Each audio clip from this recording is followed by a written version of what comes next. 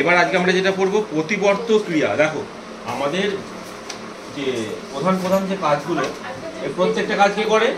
মস্তিষ্ক। তো এখন আমাদের তো সেন্ট্রাল নার্ভাস সিস্টেমে দুটো অংশ, একটা ব্রেন আর একটা কি, একটা স্পাইনাল কর্ড। এই স্পাইনাল কর্ডের বাংলাটা কি? সুষুম্না কাণ্ড। এখন এই সুষুম্না কাণ্ড করেটা কি?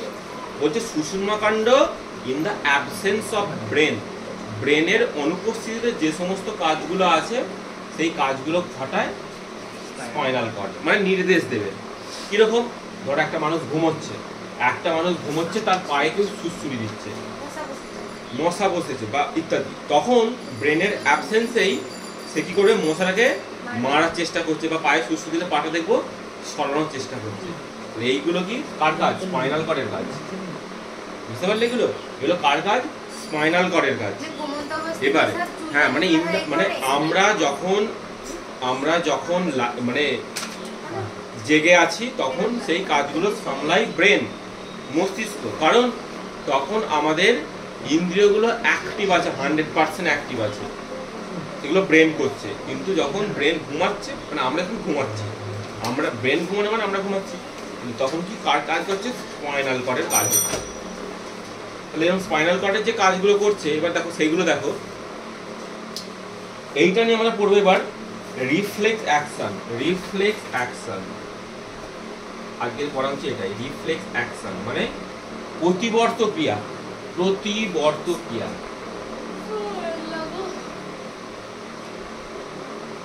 প্রতিবর্ত ক্রিয়াটা কি? প্রতিবর্ত ক্রিয়ার উদাহরণ দিলে প্রথমে ভালো পাওয়া যাবে। উদাহরণটা কিরকম জিনিস? ধরা যাক একটা ছেলে বা মেয়ে ক্লাস 5 পড়ে, সে প্রথম সাইকেল চালাতে শিখছে। তো সাইকেল চালিয়ে যেদিন প্রথম সে সাইকেলটা নিল, ধরা যাক সেকে প্যাডেলে বসিয়ে দেওয়া হচ্ছে। এখন তো চাকা দেওয়া সাইকেল পাওয়া যায়, মানে এছাড়াও দুদিকে দুটো ভারসাম্য বজায় রাখা হয়, দুটো এক্সট্রা করে দুটো চাকা দেওয়া থাকে।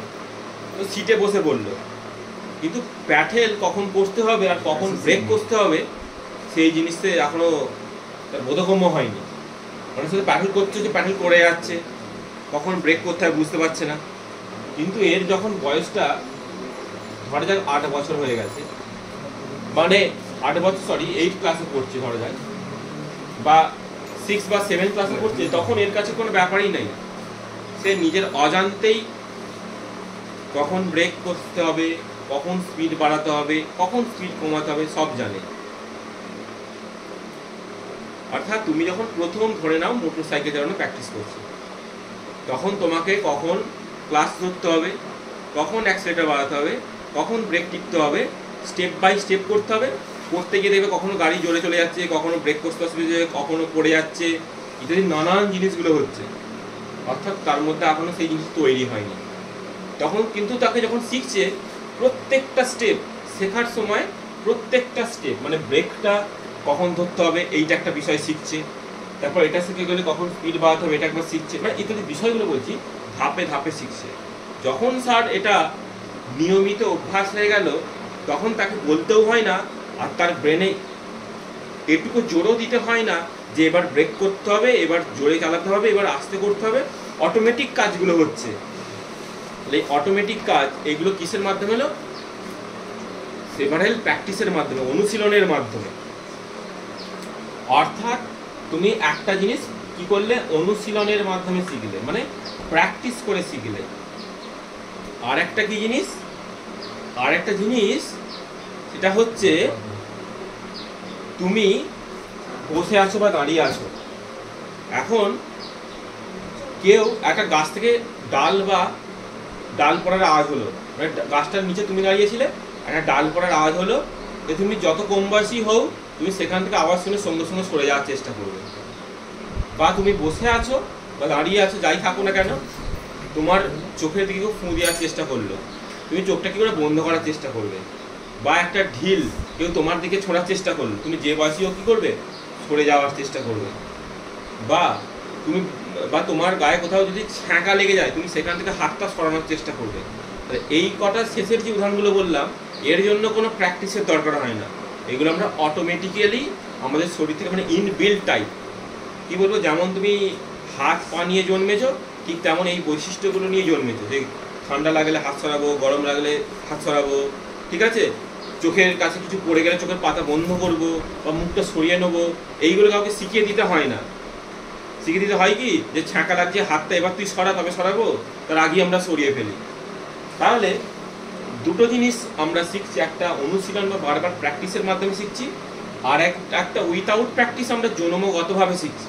সেই জন্য প্রতিবর্ত ক্রিয়া এই সংজ্ঞাটা পড়লে জানা যায় যে প্রাণীদেহে নির্দিষ্ট উদ্দীপনার প্রভাবে স্বতঃস্ফূর্ত মানে আপনা আপনি, তাৎক্ষণিক, সঙ্গে সঙ্গে এবং অনৈচ্ছিক, মানে তোমার ইচ্ছা নাই থাকুক কিন্তু সে প্রতিক্রিয়া সৃষ্টি হবে। তাহলে কি কি হবে? স্বতঃস্ফূর্ত। স্বতঃস্ফূর্ত মানে কি বলা হলো? অটোমেটিক, আপনা আপনি হবে যেটা। তাৎক্ষণিক যেটা হবে ইনস্ট্যান্ট হবে। আমাকে মশা কামড়ালে আমি সঙ্গে সঙ্গেই মারবো, মশা কামড়ে রক্ত খেয়ে সব চলে গেল, তারপর অনেকক্ষণ পর মশা মারবো, এটা তো হয় না। আমাকে ঢিল ছুঁড়ে মারার চেষ্টা করছে আর আমি 2 ঘন্টা পর সরে যাবো, সেটা তো হয় না। তাহলে আমাকে ঢিলটা লেগে যাবে, এটা তো কোনোদিনই হয় না। আমাকে ছ্যাঁকা লাগছে, আমি তবুও ছ্যাঁকায় ধরে আছি 5 ঘন্টা ধরে, সেটা তো হবে না।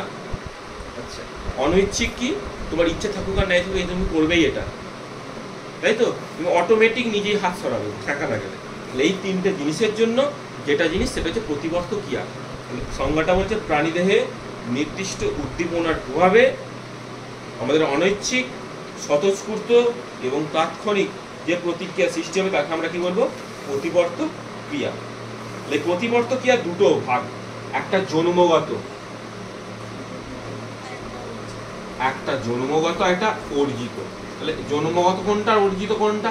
জন্মগত যেটা শর্ত নেই, কোনো শর্ত নিরপেক্ষ, এটা শর্ত নিরপেক্ষ, এটা এর কোনো কন্ডিশন নেই, তবে এর কন্ডিশন আছে, মানে এটা শর্ত কি যুক্ত, অর্জিত শর্ত যুক্ত, বোঝা গেল? আর জন্মগত শর্ত নিরপেক্ষ, কোনো রকম শর্ত দরকার নেই, অটোমেটিক হচ্ছে এটা। আর অর্জিত বারবার প্র্যাকটিসের মাধ্যমে করছো, মানে তুমি যদি ভালো করে সূত্র না প্র্যাকটিস করো বীজগণিত করতে পারবে না। শর্ত এটাই, বীজগণিতের সূত্র মুখস্থ করো তবে তুমি পারবে অঙ্ক করতে, কিন্তু এখানে ওরকম সূত্রও নেই আর অঙ্কও নেই, এটা নর্মাল হিউম্যান বিহেভিয়ার, এটা একটা, ঠিক আছে? তাহলে এরকম কতগুলো উদাহরণ জন্মগত শর্তের, যেমন শিশুর স্তন দুগ্ধ পান ইচ্ছা, উজ্জ্বল আলোয় চোখের পাতা বন্ধ হয়ে যাওয়া, গরম জিনিসের কাছ থেকে হাত সরিয়ে নেওয়া ইত্যাদি। আর অর্জিত কোনটা? এই যে ছড়া, গান, আবৃত্তি ইত্যাদি বলা, সাইকেল চালানো, মোটর সাইকেল চালানো, হ্যাঁ, এই যে অঙ্ক করতে শেখা, বীজগণিত অঙ্ক করতে শেখা ইত্যাদি ব্যাপারগুলো, এগুলো প্রত্যেকটা কি অনুশীলনের ব্যাপার, তাই এটা কি প্রত্যেকটা অর্জিত আমাদের প্রতিবর্ত ক্রিয়া। তো এই নিয়ে একজন বিজ্ঞানী পরীক্ষা নিরীক্ষা করেছিলেন, তার নাম হচ্ছে বিজ্ঞানী আইভ্যান প্যাভলভ। কি নাম? প্যাভলভ। আমরা সংক্ষেপে তাকে প্যাভলভ নামেই চিনি। তিনি কি করলেন? এই টেস্ট করলেন কি করে, যে অর্জিতটা টেস্ট করলেন। জন্মগত তো জানে, একটা কুকুর, ধরা যাক কুকুরকে, আমি এমনি বলছি এটা বোঝানোর জন্য, তিনি একটা কুকুর, তার বাড়িতে একটা পশু কুকুর আছে, তিনি কি করলেন, ঠিক দুপুর 12টার সময় 1 প্লেট খাবার দিলেন তার জন্য, আর যখন খাবার দিলেন টঙ্ক একটা ঘন্টা বাজিয়ে দিল, কুকুরটাকে ডেকে নিয়ে এলো, ডেকে নিয়ে এলো, খাবার খেলো। নেক্সট দিন আবার এনেছে, ঘন্টা বাজিয়েছে, 12টা বাজে কিন্তু ঘন্টা বাজিয়েছে, ঠিক আছে, খাবার দিয়ে দিল। পরের দিনই আবারও একই জিনিস করছেন, বারবার করছেন, করার পর একদিন কি হলো, তিনি আর ঘন্টা বাজালেন না, তাহলে কি হলো, আমি আমার মতো বলার চেষ্টা করি বুঝতে পারি। ঘন্টাটা বাজালেন না, তাহলে কি হবে? দেখা গেল কুকুরটার মুখ থেকে অটোমেটিক লালারস বেরোচ্ছে, কারণ ওই সময় তার খাওয়া অভ্যাস, খেতে গেলে লালারস তো লাগেই, মানে থুতু যাকে বলে, তো ওর সেই সময় লালার নিঃসরণ হচ্ছে, অথচ দেখছে খাবার নেই, এখানে খাবারও দেননি তিনি। তাহলে এইটা তুমি বুঝতে পারলেন যে নির্দিষ্ট সময়ে আমাদের একটা সাইকেল আছে যেটা কাজ করে, অর্থাৎ আমরা যদি প্রত্যেকদিন রাত 9টায় ঘুমোই, প্রত্যেকদিন 9টার সময় ঘুম পাবেই পাবে।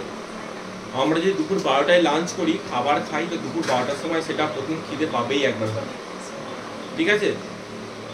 আমরা সকাল 7টার সময় যদি পড়তে আসি, সকাল 7টা বাজলে মনে হবে যে এবার করতে যেতে হবে। এই যে জিনিসগুলো, তাহলে এইগুলো হচ্ছে কি আমাদের এই শর্তযুক্ত মানে অর্জিত প্রতিবর্ত ক্রিয়া।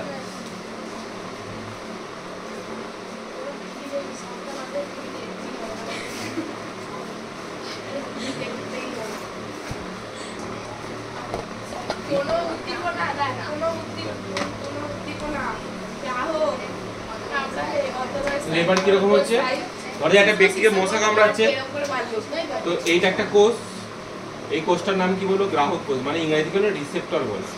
তো রিসেপ্টর কি করে, রিসিভ করে, তাই তো। কি রিসিভ করে, উদ্দীপনা রিসিভ করে। উদ্দীপনা রিসিভ করলো, রিসিভ করে কোথায় যাবে, এটা সিএনএস এ পাঠাবে, কেন্দ্রীয় স্নায়ুতন্ত্রে। যাবে কি দিয়ে, সংজ্ঞাবহ নিউরন দিয়ে। তাহলে কি হলো, গ্রাহক থেকে উদ্দীপনাটা যাচ্ছে, উদ্দীপনা গ্রাহকের পড়লো, এখানে সংজ্ঞাবহ নিউরন দিয়ে কোথায় পাঠালো, কেন্দ্রীয় স্নায়ুতন্ত্রে। কেন্দ্রীয় স্নায়ুতন্ত্রে কোথায় পাঠাবে, কারকে। কারক মানে কি, পেশিয়ার ইত্যাদি। তাহলে এইগুলো যাবে কি দিয়ে, আজ্ঞাবহ নিউরন দিয়ে। আজ্ঞা মানে কি বাংলায়, আদেশ। তো তাহলে যারা আদেশ পালন করে কি বলে, আজ্ঞাবহ। তাহলে এখান থেকে কেন্দ্রীয় স্নায়ুতন্ত্রে পাঠিয়ে দিল তথ্যটা। এবার মস্তিষ্ক বা সুষুম্নাকাণ্ড কি বললো, যা কে যা, পেশি কাছে যা, ওকে তথ্য দে, তোকে মশাটাকে মারতে হবে। কারকের উদাহরণ কি, পেশি ইত্যাদি। এ যে কি করলো, যে গ্রাহকের মশাটা বসেছিল তাকে যে কি করলো, একে আঘাত করে দিল। তাহলে প্রথমে গ্রাহক, তথ্য এলো, উদ্দীপনা গ্রাহকে গেল, সেখান থেকে সংজ্ঞাবহ নিউরন গেল, সেখান থেকে সিএনএস এ গেল, সিএনএস থেকে কোথায় গেল, কারকে, কার দিয়ে, আজ্ঞাবহ নিউরন দিয়ে। এটা পুরো সাইকেলটা কাজ করছে। তাহলে প্রথমে তথ্য গ্রাহকে গেল, সেখান থেকে সিএনএস এ যাবে, সিএনএস থেকে যাবে কারকে। তাহলে এটা যা সংজ্ঞাবহ নিউরন, এখান থেকে আজ্ঞাবহ নিউরন। আবার এর এই কাজটা আমরা খুব তাড়াতাড়ি তুরন্ত হয়, প্রায় আলোর গতিবেগে হয়। 3 × 10⁸ মিটার/সেকেন্ড বেগে কাজগুলো হয়, সঙ্গে সঙ্গে আমাদের রেসপন্স হয়। যাদের নিউরন নার্ভ খুব দুর্বল, তাদের খুব বুঝতে পারে না হয়তো অনেকে, তাদের নার্ভাস সিস্টেম প্রবলেম, এগুলো একটু প্রবলেম হয়। আর বাকি পুরো থিওরিটা এই থিওরি। তাহলে গ্রাহক থেকে সিএনএস, গ্রাহক থেকে সিএনএস, সেখান থেকে ইফেক্ট করে, এইটা মেন, এই তিনটে জিনিস, ঠিক আছে। এবার এইটা যাওয়ার সময় এই লোকটার নাম সংজ্ঞাবহ নিউরন, এই লোকটার নাম আজ্ঞাবহ নিউরন। আর এখানে যে অর্ডারটা পালন করছে তার নামটি এখানে পেশি, যে কারকে এটা কি পেশি, পেশি সঞ্চালনের মাধ্যমে হবে, তাই তো। আরো দাম বাড়বে।